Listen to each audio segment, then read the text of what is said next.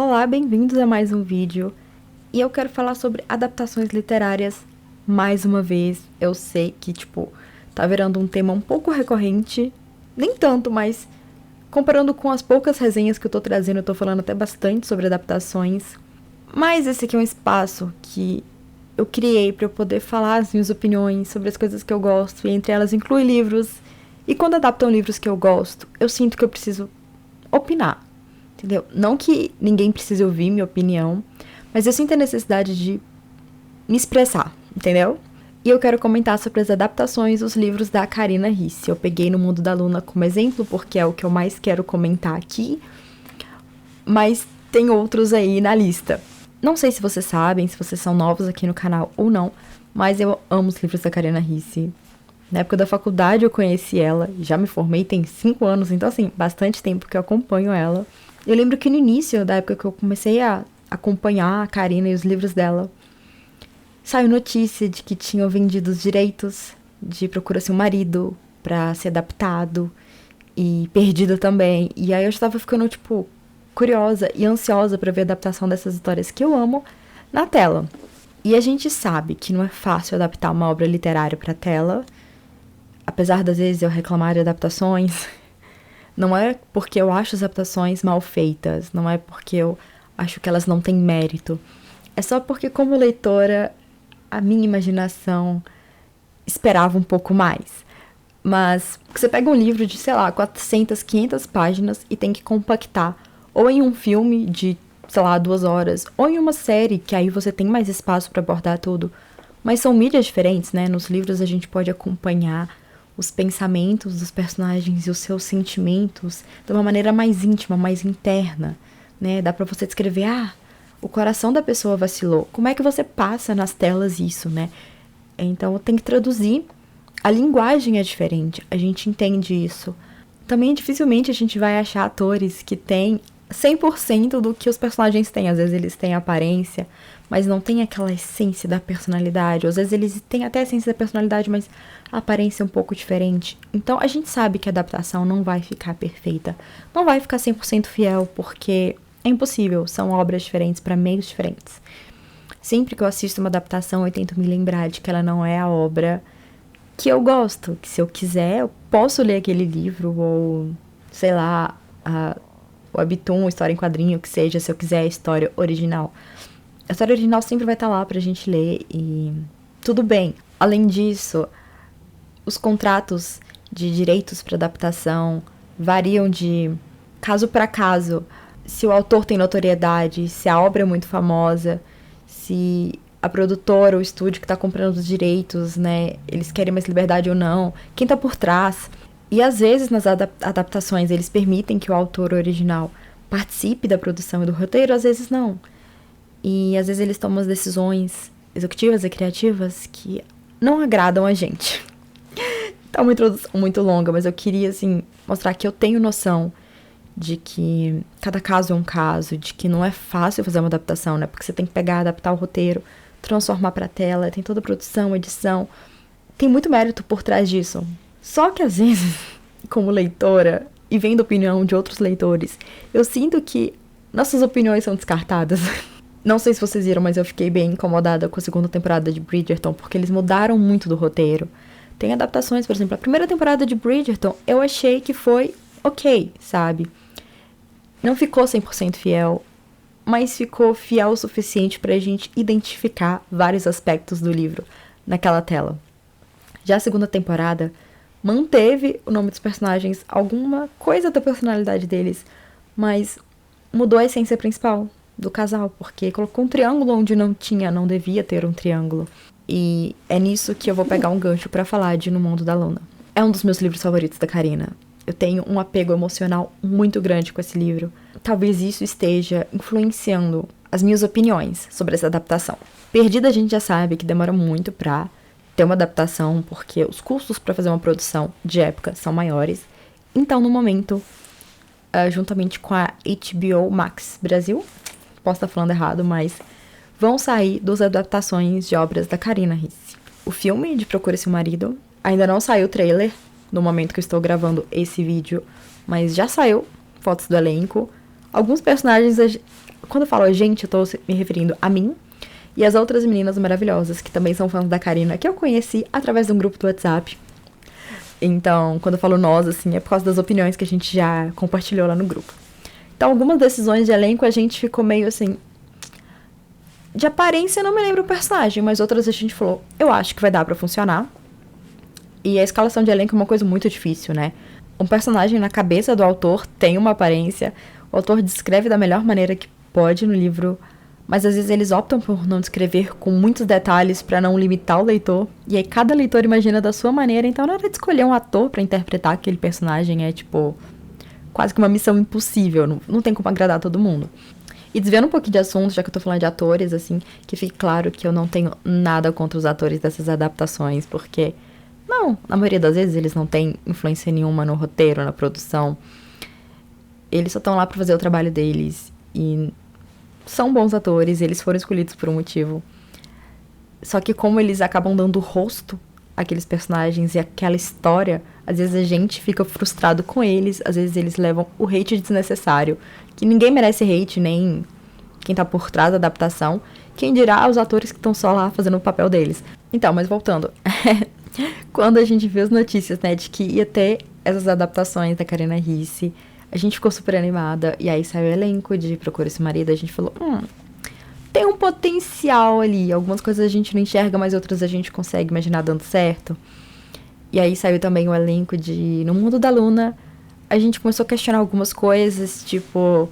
A Luna não tem nada a ver com a Luna que a gente imaginava. E o Dante parece ser mais novo do que o Dante do livro. A gente começou a ter mais dúvidas, ficar com o pé atrás maior. Mas ainda com muita ansiedade, porque é muito legal você ver uma autora nacional que você admira, tendo o seu trabalho, sua criatividade reconhecidos e suas obras, né, adaptadas para outra mídia, para alcançar mais pessoas, porque a gente sabe que no Brasil a maioria das pessoas não tem o hábito da leitura, então talvez muita gente que gostaria das histórias da Karina nem conhece os livros dela, porque nunca se aventurou no mundo dos livros e tá perdendo histórias maravilhosas. E essa exposição em outro tipo de mídia é muito boa para atrair mais leitores e para apresentar mais pessoas a essa história. Então muitas vezes as pessoas veem a série, descobrem que é sobre um livro e vão atrás do livro porque querem saber de onde surgiu aquilo, mais detalhes que às vezes não foram pras telas. Então eu acho muito legal, então eu fico muito feliz pela Karina por isso. Ela deve estar completamente feliz e orgulhosa de ver tudo isso acontecendo. Então, assim, eu tô feliz, gente. Mas isso não quer dizer que eu não sou um pouco crítica a algumas coisas. Tem que ser chata, né? E aí a gente começou a questionar, tipo, o Dante, o ator que faz o Dante, parece ser mais novo do que o Dante é nos livros. E essa diferença de idade e de poder na questão de hierarquia no local de trabalho é uma coisa que eu acho que é um ponto bem interessante da relação da Luna e do Dante. E a gente começou a questionar, vendo a escalação, mas falamos, não, peraí. Vamos dar uma chance, vamos esperar, ver no que dá. A série ainda não saiu, ela vai sair no dia 13 de novembro. Ainda faltam alguns dias, estamos já em novembro, mas... E, sei lá, tem pouco tempo que saiu o trailer. E o trailer me deixou um pouco desanimada. Eu já tinha lido algumas coisas que estavam me deixando com o pé atrás, porque estavam falando que... Eu não vou... Esse vídeo vai ficar muito longo, então eu não vou falar sobre o que é a história. Se você estiver interessado, tenho resenha do livro aqui. Mas... Na hora que falaram que as cartas seriam falantes, literalmente, eu fiquei, ai, pronto. Vamos puxar pro lado mais da comédia, um lado mais contraído. Não que eu não goste, mas eu achei que tava indo um pouco pro lado fantasioso demais. No trailer a gente viu realmente as cartas são falantes. E parece que vai ser uma série de comédia romântica bem focada na comédia e no romance. E tudo bem, é o que o nome do gênero diz. Mas eu tive a impressão de que, talvez, o público-alvo, eles estavam querendo englobar um público-alvo maior, de pessoas mais jovens e mais maduras também. E eu já tô no final dos meus 20 anos, então eu não sou mais tão jovenzinha. E eu achei que tá um pouco jovial, assim. Tipo, talvez seja pra minha faixa etária, mas eu achei, tipo, bem mais jovial do que eu esperava que fosse ser pelo trailer. Eu tô questionando se eu vou gostar. Talvez, aquela velha história, talvez se eu não tivesse lido o livro e eu visse a série, eu achasse legal.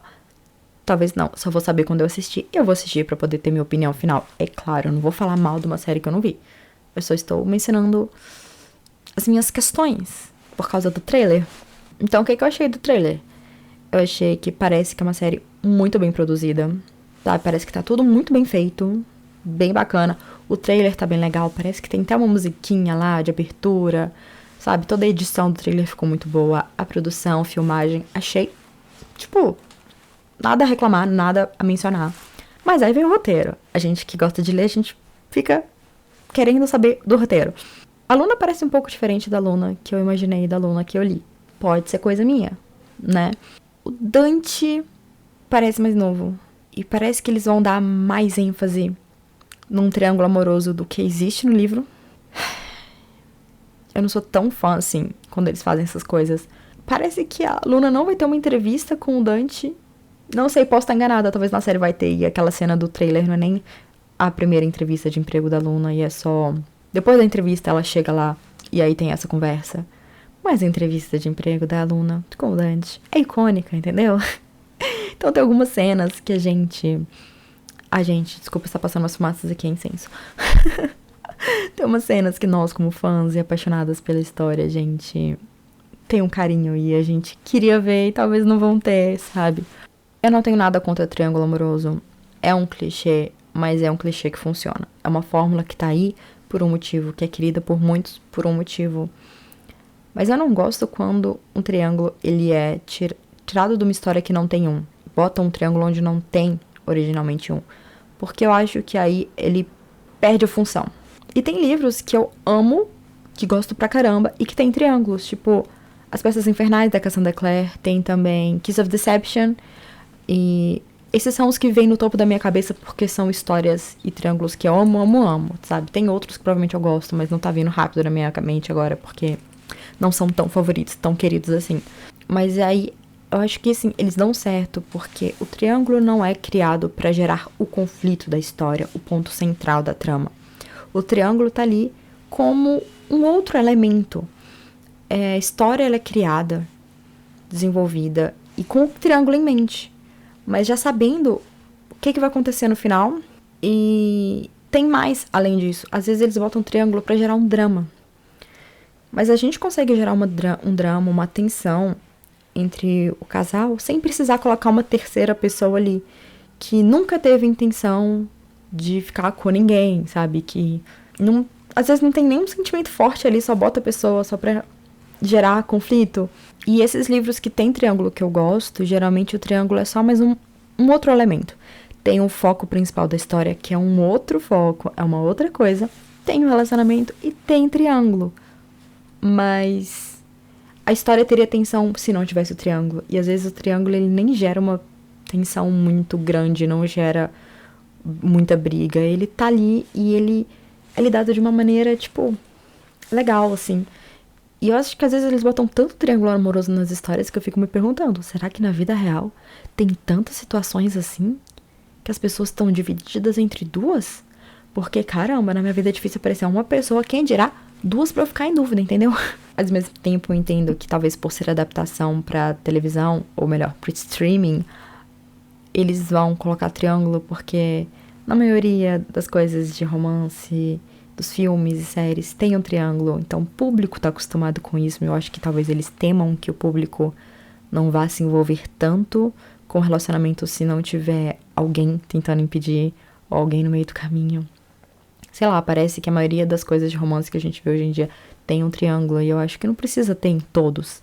Acho que se for bem feito, você consegue colocar uma história bem legal sem um triângulo assim e conquistar a atenção do espectador e deixar ele super envolvido, interessado ao mesmo tempo.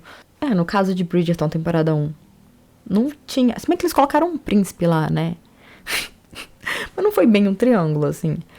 E uma coisa que eu gosto muito dos livros da Karina, que geralmente são jovens mulheres tentando encontrar o seu lugar no mundo, tentando se conhecer melhor e tentando evoluir. Essas jovens mulheres não estão lá pra poder procurar um homem. apesar de que a gente tem o livro Procura-se um Marido, mas o objetivo da Alice em Procura-se um Marido não é ter um marido.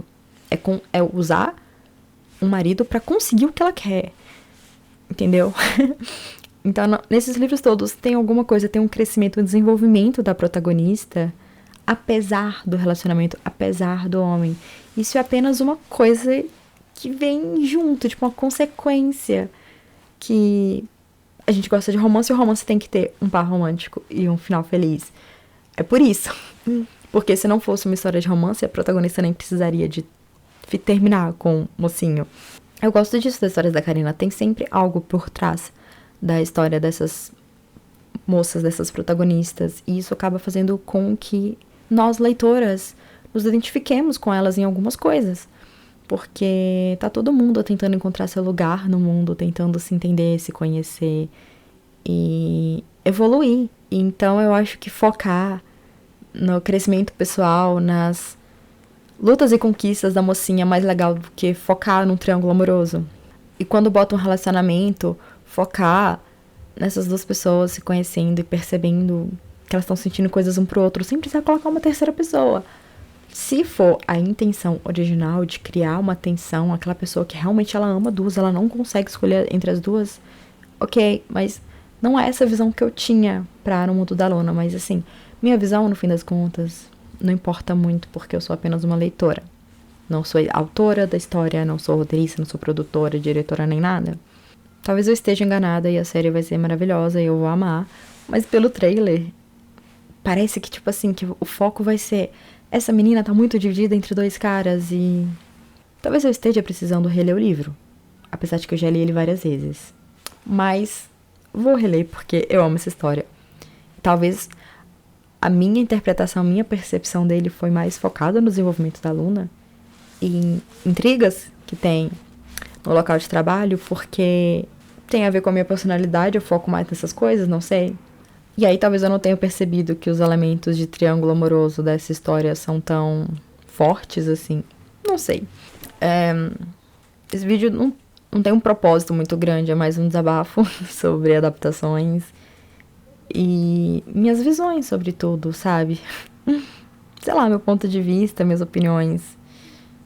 Um questionamento sobre, sei lá, é tão necessário assim ter triângulo amoroso sempre? Pra quem lê, a gente sabe que não, mas será que na televisão... isso me lembra de quando eu tava lendo no TV Time comentários sobre a segunda temporada de Bridgerton. Tinha gente que não leu os livros falando, não entendo por que os leitores estão reclamando. Na televisão tem que ter drama, tem que ter tensão. Então talvez às vezes é isso, né? As pessoas colocam mais coisa porque acham que precisa de mais, porque é tanto drama nas séries e nos filmes que... Sei lá, eu acho que os livros têm coisas o suficiente pra engajar nossos sentimentos, mas quem sou eu no fim das contas pra dizer o que é certo ou errado, o que é melhor ou pior? Sou apenas uma consumidora de histórias. Mas eu espero que essas adaptações tenham muito sucesso pra que mais pessoas possam conhecer essa autora maravilhosa, essas histórias maravilhosas, porque é uma porta de entrada bacana, né? Tipo, a série ou filme pode te fazer ir atrás do livro da autora. Também é uma oportunidade muito legal de mostrar que a gente valoriza a história nacional, autores nacionais, e que a gente quer consumir histórias daqui, então que podem adaptar livros de autores brasileiros que a gente vai querer assistir. Eu espero que as pessoas gostem bastante, eu espero que eu esteja errada e que eu ame pra caramba tanto o filme quanto a série. Eu falei mais de No Mundo da Luna porque, né, não saiu o trailer de Procure Seu Marido. E falando nisso, uma coisa quase que esqueci de mencionar. No grupo também teve a conversa, tipo assim, será que No Mundo da Luna tá um pouquinho mais comédia do que a gente queria? Porque o brasileiro gosta de comédia, né? A gente vê muito isso. Há muitos filmes nacionais, muitas obras nacionais que fazem sucesso são na comédia. Tem, claro, de tudo quanto é gênero, mas a gente não vê fazendo tanto barulho quanto os outros, sabe? Então talvez a preferência do brasileiro seja mais pelo humor, sim, e essa série vai acertar em cheio. Mas é isso, eu vou reler o livro pra refrescar minha memória, pra ver se, na verdade, eu tô enganada. E eu também vou esperar pra série sair, eu vou ver a série, porque o trailer às vezes engana a gente, às vezes no trailer eles fizeram uma colagem de cenas que fez parecer que eram ia ser um triângulo mais equilibrado, sendo que na verdade não vai ser. Só assistindo pra ver, pra tirar a prova, então vou reler o livro, pretendo assistir a série, tirar minhas conclusões daí, mas eu gostando ou não gostando, não importa. Quer dizer, importa só pra mim, mas se a maioria das pessoas gostarem, que bom, sabe? Enfim, é isso, gente. Talvez depois eu venha falar o que eu achei depois de assistir a série. Vou tentar assistir não pensando muito no livro, apesar de que vai ser difícil. Mas eu vou tentar. Eu sei que a gente precisa separar as obras das mídias diferentes. Tipo, a adaptação não é a obra original. Mas eu também acho que a adaptação não é uma fanfic. Tem diferença entre fanfic, adaptação e obra original. A adaptação não é igual à obra original, mas ela vem de lá, entendeu? A fanfic é inspirada, entendeu? Então, uma inspiração, uma fanfic é diferente de uma adaptação. E agora que eu tô pensando, será que eles estão promovendo como adaptação ou como inspiração? Não prestei atenção nessa palavra. Talvez faça muita diferença. Faça. De qualquer maneira, vou tentar assistir com expectativas baixas, mas sem ser muito chata. Por hoje é só, espero que tenham gostado. Se gostaram, dê um like, inscreva-se no canal, ative as notificações. Eu vejo vocês numa próxima. Tchau!